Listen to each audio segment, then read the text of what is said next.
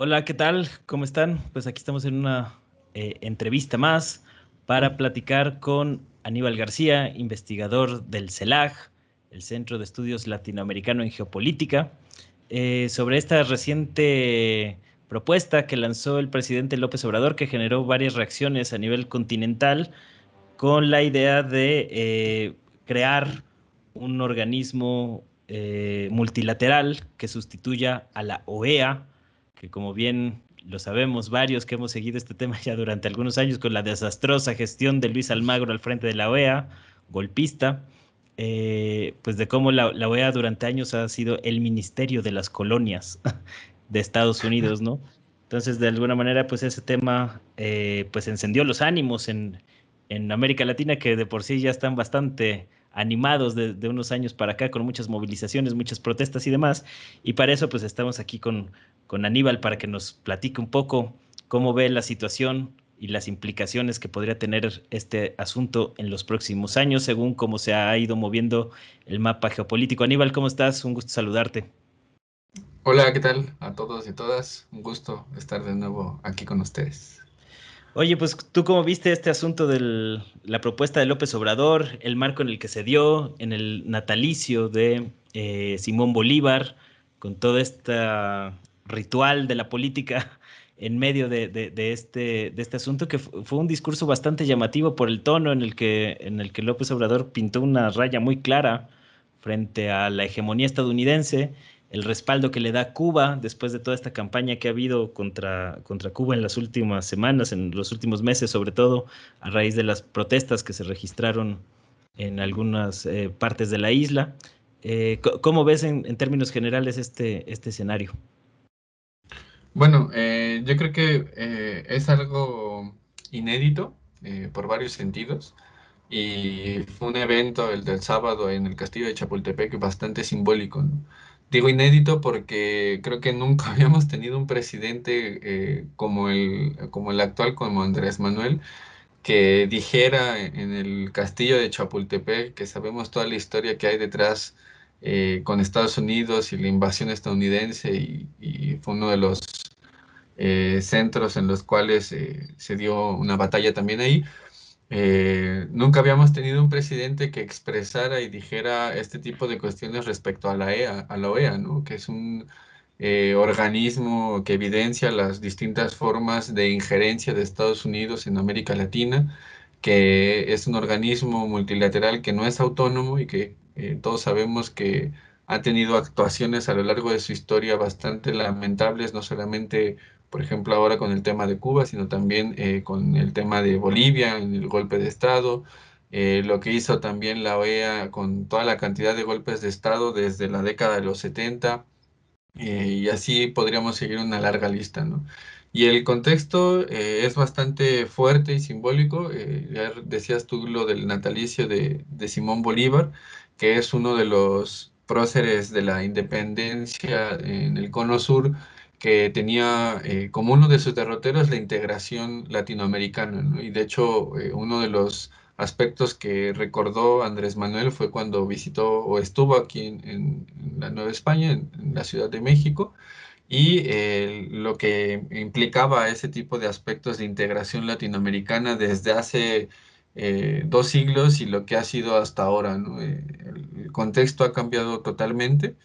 Estamos frente a un contexto internacional bastante complicado, no solamente por la pandemia, sino también por la larga crisis que arrastra el capitalismo y que el mismo Andrés Manuel recordó, ¿no? Hay un momento en el discurso que dio en el que dice que ya está obsoleto, palabras más, palabras menos, dice que ya está obsoleto este sistema que ha seguido el planeta en los últimos 2 siglos, ¿no? Y hacía referencia claramente al sistema capitalista en el cual por lo menos Estados Unidos ha sido una de las potencias mundiales que ha establecido su hegemonía con mucha más fuerza después de la Segunda Guerra Mundial y que reestructura ahí todo el sistema de relaciones internacionales a nivel internacional, pero sobre todo también a nivel de América Latina, ¿no? Pero Es más en que ese contexto, por ejemplo, que que al surge la OEA. más que al capitalismo como tal, se hace referencia, desde mi perspectiva, a la doctrina Monroe, ¿no? a la manera en que se ha manejado la política regional en el continente americano desde hace 2 siglos, más que al sistema económico como tal. ¿O cómo lo ves tú?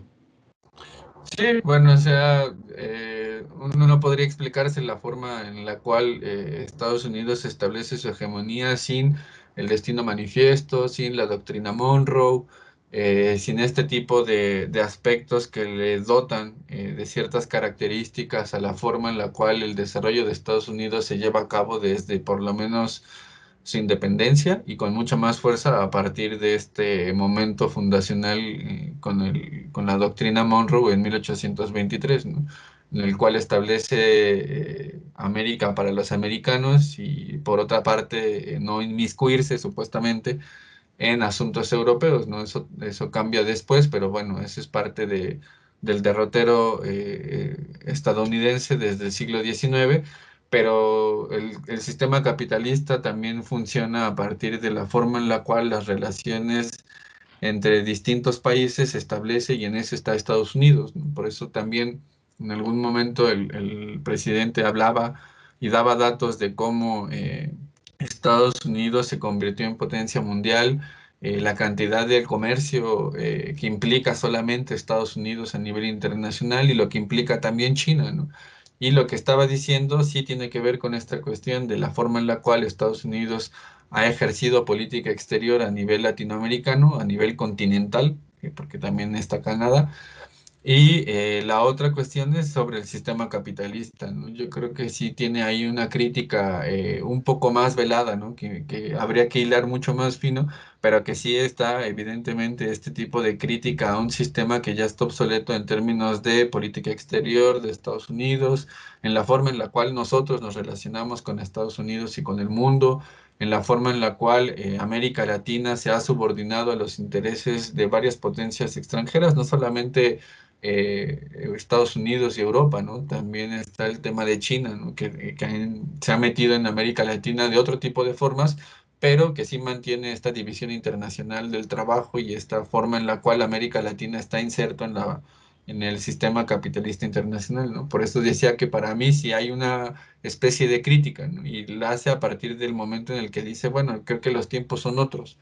Y ahí Andrés Manuel está haciendo una lista de por qué él ve que los tiempos son distintos, ¿no?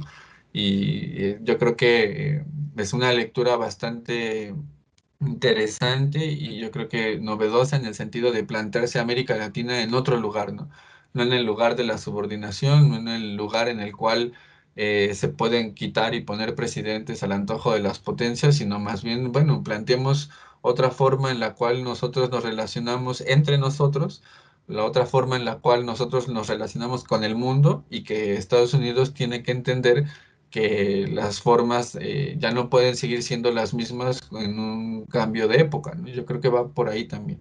Y que López Obrador pone sobre la mesa precisamente construir esta nueva integración regional a partir del respeto a la soberanía. Fue como el principio fundamental de esta nueva propuesta de sustituir a la OEA, al cual pues le dijo lacayo de un estado, ¿no? En clara alusión a Estados Unidos, digo, más que evidente.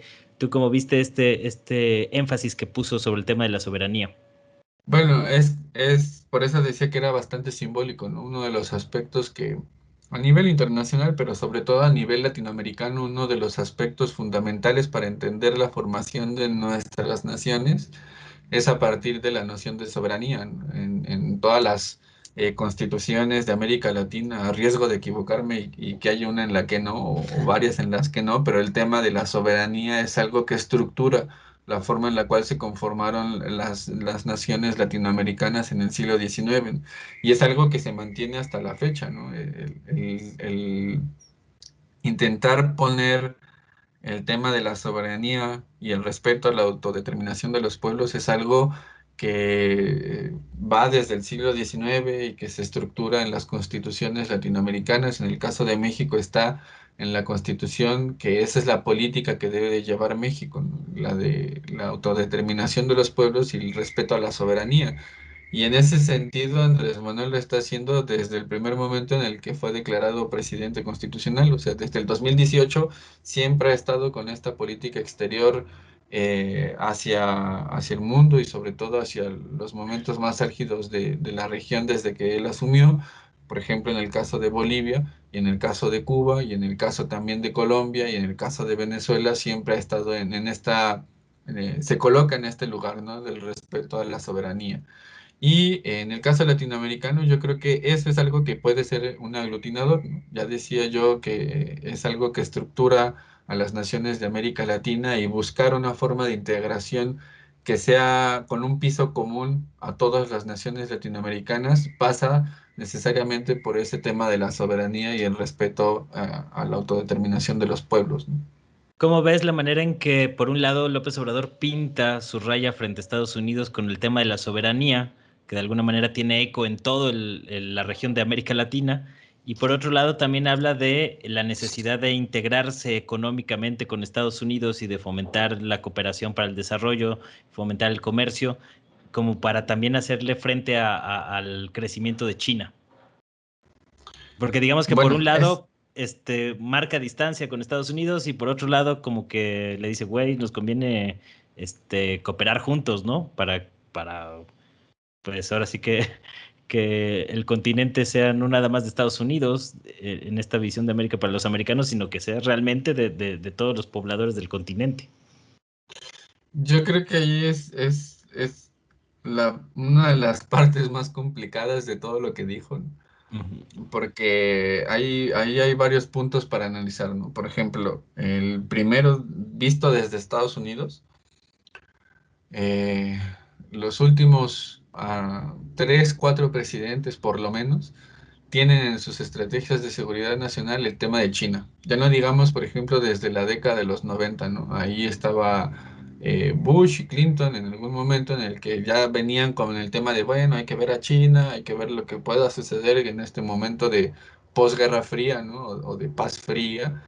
Eh, Te digo, los últimos tres expresidentes, o sea, por lo menos desde Bush, hijo, Obama, Trump y ahora Biden, ya no sueltan el tema de China. Y el tema de China a nivel de inversión, a nivel de inversión en infraestructura y a nivel de energía es uno de los puntos clave por los cuales ellos empiezan a hacer política exterior para eliminar todo eso en América Latina, ¿no?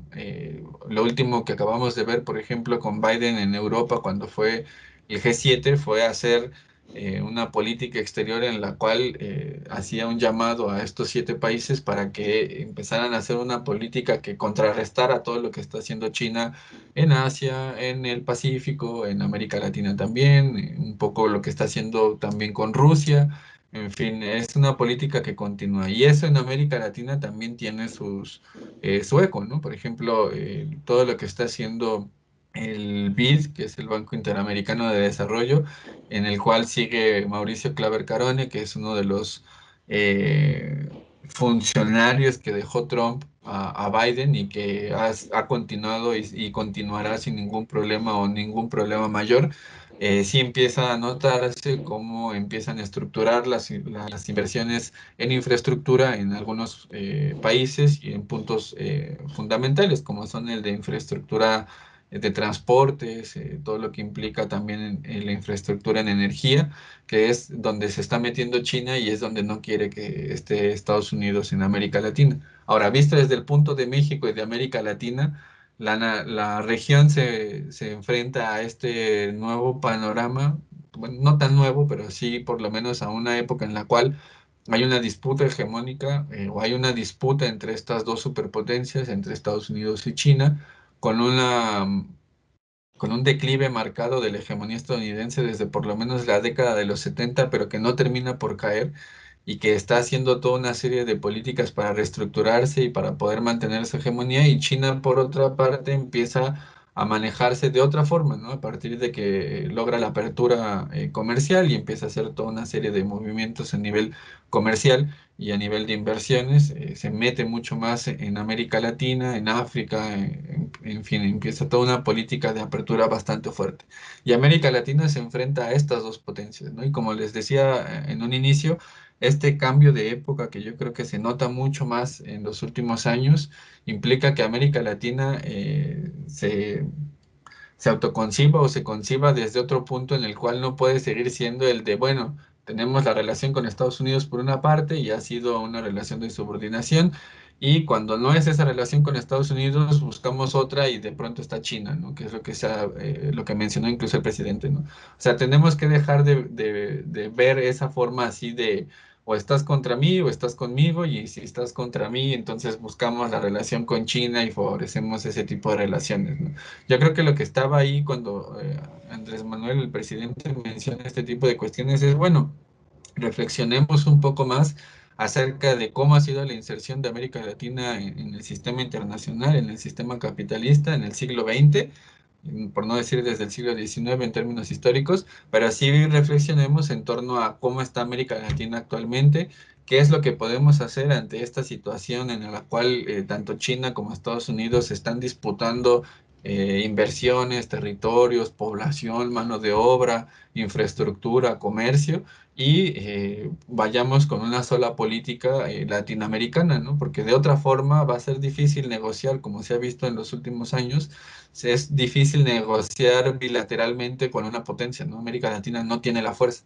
Y a partir de ahí yo creo que eso es lo maravilloso de lo que sucedió en la CELAC, recuperar a Simón Bolívar como una de las figuras que permite este ideal de integración latinoamericana. No es menor, es una de las figuras más potentes y que ha estado atravesando toda la historia de América Latina y el Caribe desde el siglo XIX, el siglo XX, y sigue vigente en este siglo XXI. ¿Tú ves que sea más bien un tema coyuntural lo que pasó el sábado pasado, o tiene de alguna manera un alcance histórico lo que vimos en esta cumbre de la CELAC como un intento por refundar las relaciones entre América Latina y Estados Unidos, y también al mismo tiempo pues crear un bloque latinoamericano que por X o Y razones, principalmente el intervencionismo y el imperialismo estadounidense, pues no se ha podido concretar en los 200 años que llevan estas naciones de relativa independencia? Yo creo que sí es histórico por varios motivos.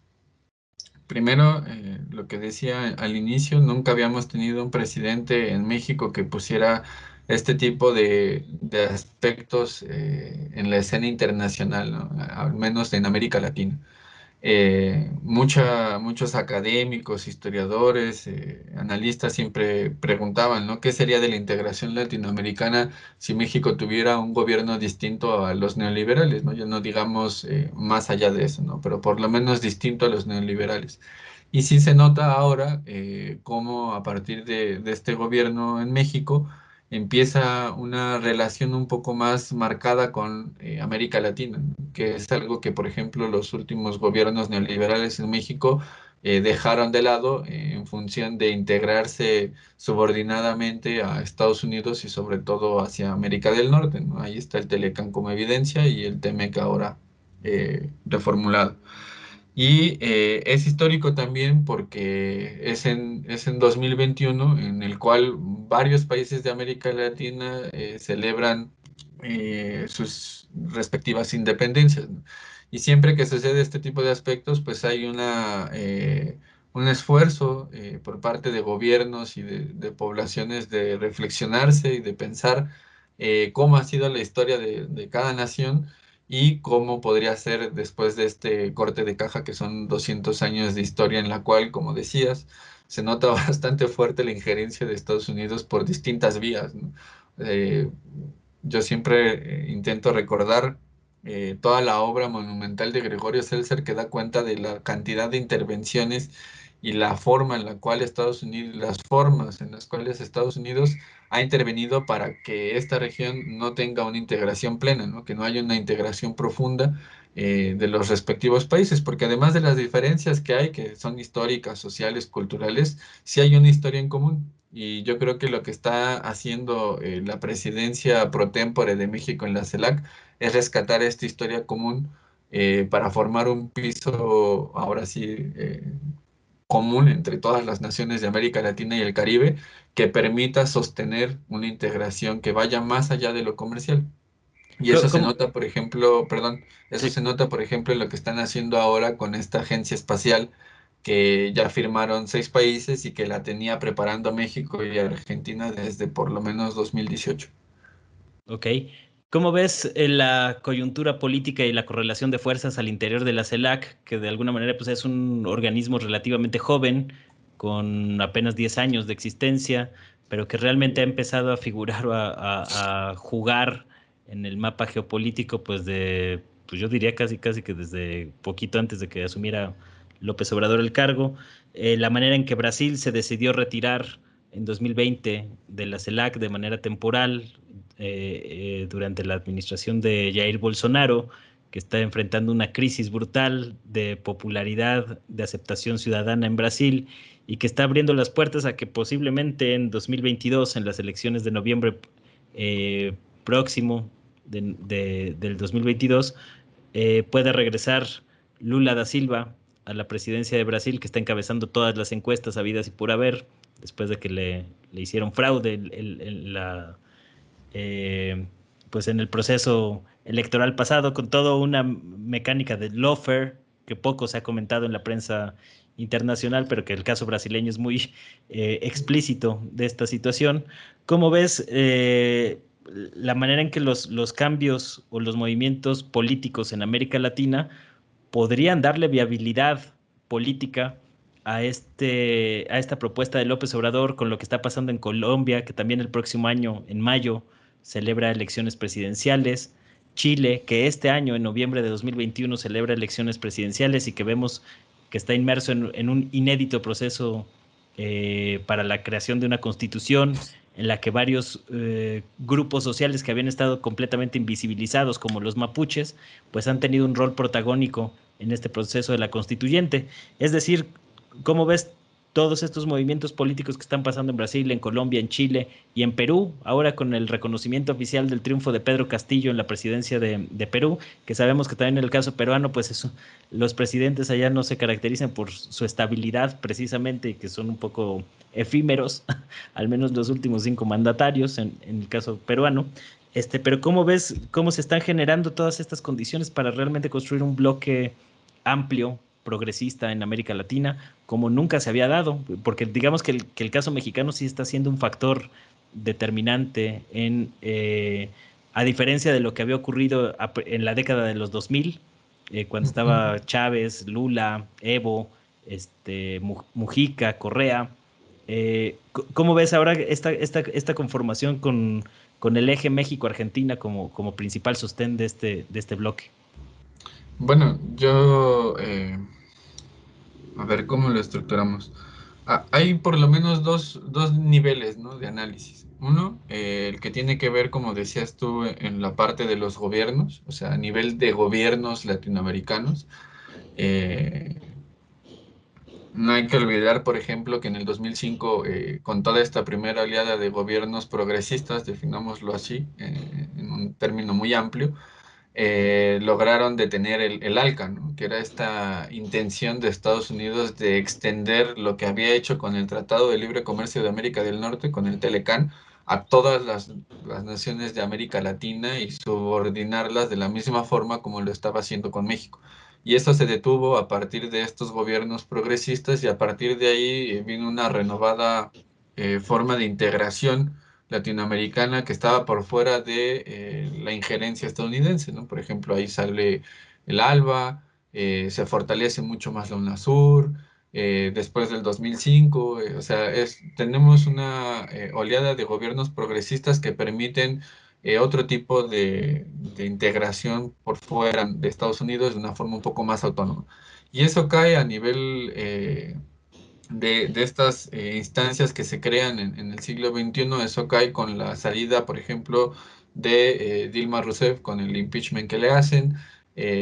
Todavía cae mucho más cuando Lenin Moreno da este revés en Ecuador, cuando en Perú los gobiernos que siempre en los últimos 3 décadas han sido gobiernos neoliberales, pero mucho más en los últimos años se evidencia una subordinación un poco mayor. Y bueno, así podríamos irnos con cada país latinoamericano. Y yo creo que lo que está sucediendo ahora es un cambio de época un poco más marcado en el ámbito de los gobiernos. Por eso decía que eran dos niveles, ¿no? En este ámbito de los gobiernos, como decías tú, este año y el siguiente puede dar un cambio totalmente abrupto, ¿no? O sea, ahí se confirma un poco más esta hipótesis que tenían algunos analistas respecto a la importancia que tiene un gobierno progresista en México para la unidad latinoamericana. Es fundamental tener a México de este lado, ¿no? Viendo más hacia el sur que hacia el norte, pero sabiendo, como mencionó también el presidente, que uno no se puede poner con Sansón a las patadas. Entonces, ahí esa relación un poco sabiendo con quién tienes comprometido más del 80% de tu comercio, pero sabiendo que tú solo no vas a poder cambiar la correlación de fuerzas a nivel de relación Estados Unidos-México, si no es con la cantidad de países latinoamericanos en los cuales hay una gran cantidad de posibilidades para transformarlo. Uno podría explicar por qué adquiere una relevancia histórica, ¿no? Ya decías tú en el caso de Perú con este Pedro Castillo en la presidencia, que a ver qué es lo que sucede con él, dadas las situaciones y condiciones históricas de los últimos expresidentes, que los retiran, el Congreso los retira cada que quiere, básicamente. Está la parte de Chile también con una... eh, con un cambio en el gobierno, probablemente si en noviembre la derecha no gana y si la socialdemocracia y la democracia cristiana no logran unirse para hacer algo ahí, es muy probable que Chile tenga un gobierno distinto en las últimas décadas o por lo menos desde el golpe de estado de Pinochet, ¿no? En el caso, por ejemplo, de Brasil, que es algo bastante importante dado el peso específico que tiene Brasil en América Latina, eh, está ahí la probabilidad de que Lula vuelva a la presidencia, pero el problema es que no podría volver de la misma forma, ¿no? O sea, ¿a qué me refiero? Me refiero a que es muy improbable que la correlación de fuerzas dentro del propio Brasil permita tener a un Lula como lo tuvimos en los primeros años de este siglo XXI, ¿no? Ahí yo pondría como un asterisco en lo que podría hacer Lula si llega a ganar, ¿no? Y el otro aspecto es el tema del Mercosur. Se están peleando bastante fuerte ahora en el Mercosur, entre Argentina, Uruguay, Paraguay, Brasil, por el tema comercial. Y cada quien está básicamente negociando por fuera. Entonces hay muchos intereses que están ahí en juego por parte de la clase económica y política brasileña que podría restringir las posibilidades de que un Lula igual de progresista como fue el primer Lula, pueda llegar ahora en las presidenciales de Brasil, ¿no?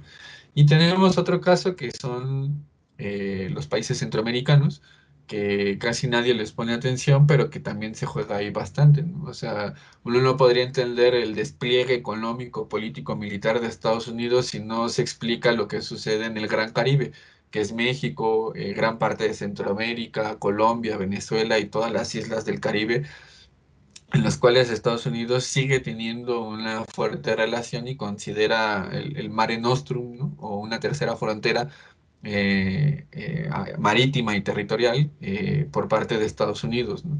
Entonces, sí hay una correlación de fuerzas distinta. Yo por eso también ponía el peso en este momento histórico, porque probablemente podremos tener una oleada de gobiernos progresistas que permitan modificar la correlación de fuerzas a nivel internacional y a nivel de instituciones multilaterales, ¿no? Ahora, en el segundo nivel está la relación de los pueblos, que esa va por otra parte, ¿no? Y que son los que también tienen o sufren o padecen o viven, ¿no? La cantidad de esfuerzos de gobiernos progresistas y también padecen la parte de los gobiernos neoliberales, ¿no? O más apegados al consenso de Washington y a lo que estructuran las clases altas capitalistas a nivel internacional, sobre todo las de Estados Unidos, ¿no?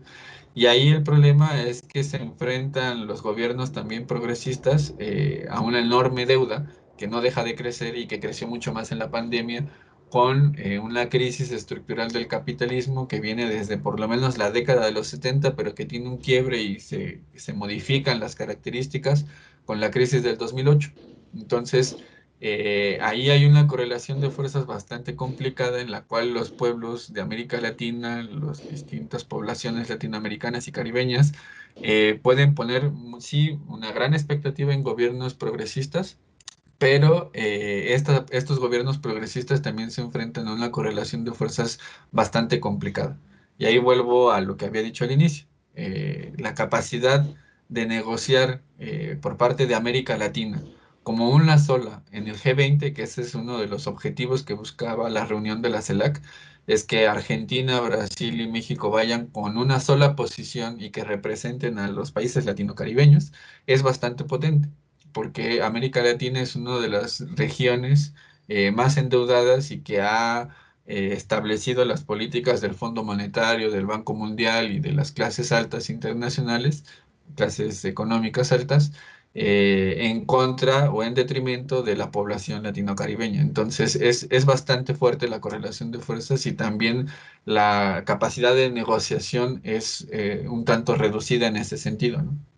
¿Cómo crees que Estados Unidos vaya a tomar este discurso de López Obrador o la receptividad que podría tener esto? No sé si ya ha habido algún tipo de respuesta por parte de las autoridades estadounidenses que tú tengas en el radar.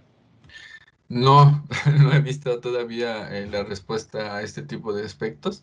Yo creo que siempre estas situaciones, como ha sido en otras ocasiones, se las guardan y solamente sabremos después de un tiempo cuando hagan algo en específico, ¿no? O sea, por ejemplo, Luego se las lo cobran que ahí es bajita la mano, ¿no? Como exactamente, pasó con ¿no? el O sea, financiamiento de ONGs vía USAID, que denunció el gobierno de López Obrador, pidió una respuesta por parte de la embajada, nunca le respondieron la carta en términos formales, pero por ahí así Biden es. sacó un decreto en el cual decían que iban a aumentar el apoyo económico hacia las organizaciones no gubernamentales vía USAID. Entonces, bajita la mano, por ahí le dieron un manotazo a López Obrador en este asunto y parece que podría suceder algo similar ahora, ¿no? Y más por la posición tan marcada que ha tenido México en el caso cubano. Sí, el caso, por ejemplo, en términos históricos, ¿no? La relación que tiene los gobiernos demócratas con México nunca ha sido buena, ¿no? Por ejemplo, la pérdida del territorio, el despojo del territorio, de la mitad del territorio nacional fue en una administración demócrata, el Telecán lo firmó una administración demócrata y históricamente Lo no firmó podemos Bush, ¿no? confiarnos de una administración demócrata, ¿no? El Entonces, Telecán lo eso firmó por un Bush, lado. republicano. ¿Cuál? El Telecán fue firmado por Bush, republicano. No, no, no, el Telecán en el 94 con Clinton. Bueno, ya Todas entró en las vigor, pero se negociaciones. firmó en el 93. Bueno, sí, pero o sea, me refiero a la continuidad que le da eso Ok, las ok. administraciones demócratas, ¿no? O sea, uno sabe que los republicanos mucho más fuerte tienen intereses y no amigos, pero los demócratas supuestamente, a eso es a lo que quería llegar después, dicen que son distintos, que están en un lugar distinto ideológica y políticamente a los republicanos cuando no es así, ¿no? O sea, por eso decía, bueno no se puede fiar de las administraciones demócratas, ¿no? Porque también tienen lo suyo, ¿no? Y en el otro aspecto del tema del financiamiento, desde que entró Biden, y sobre todo, repito, con las administraciones demócratas, lo que se nota, por lo menos desde Obama, con mucha más fuerza, se nota esta forma de llevar a cabo el poder blando, ¿no? El soft power, en el cual o gran parte está en el financiamiento que hace Estados Unidos a organismos, instituciones y organizaciones supuestamente de la sociedad civil que implica también incidir en la política de los países en donde tienen presencia, ¿no? En el caso mexicano eso se ha notado mucho más a partir de la década de los 90, mucho más fuerte a partir de la iniciativa Mérida, en el cual se empiezan a financiar a muchas más instituciones, organismos y demás, y que no deja de fluir, ¿no? Y cuando llegó Biden lo que dijo es, bueno, vamos por eso y vamos por la parte de la corrupción, que eso está estructurado eh, en esta guía interna de seguridad nacional que publicó hace algunos meses, en donde estructura esta parte, ¿no?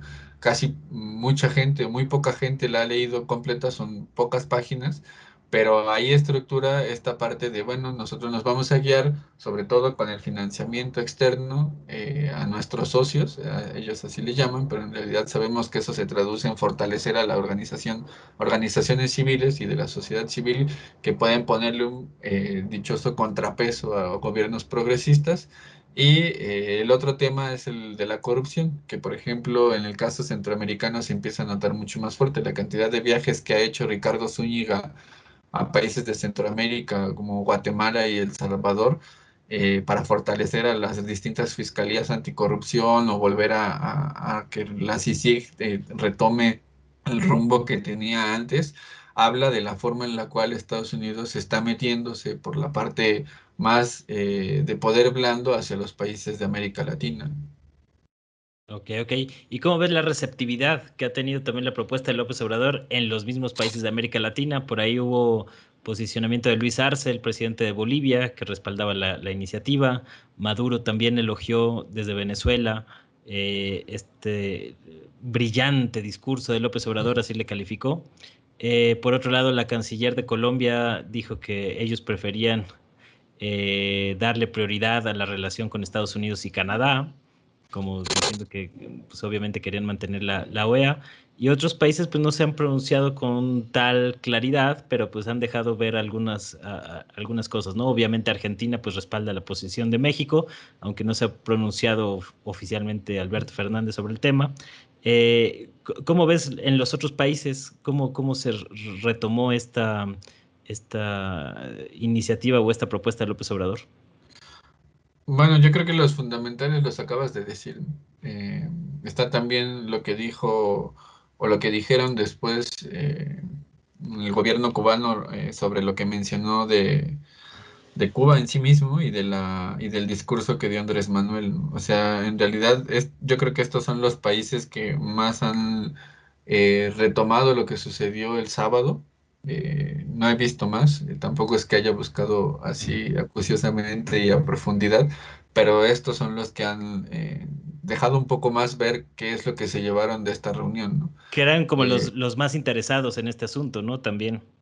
Sí, y bueno, Brasil que siempre tiene un peso específico brutal, ¿no? Casi que es un continente, pero también pues habrá que ver qué es lo que dice la Cancillería brasileña, ¿no? Yo no había visto hasta el día de ayer, no sé si tú viste algo, pero hasta el día de ayer no había visto algo respecto a esto de la reunión de la CELAC del sábado.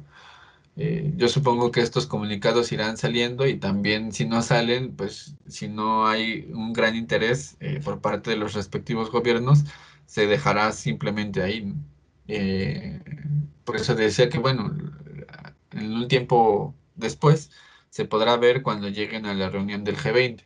Y la otra es la reunión que va a haber de primeros ministros y presidentes de la CELAC, que va a ser en septiembre.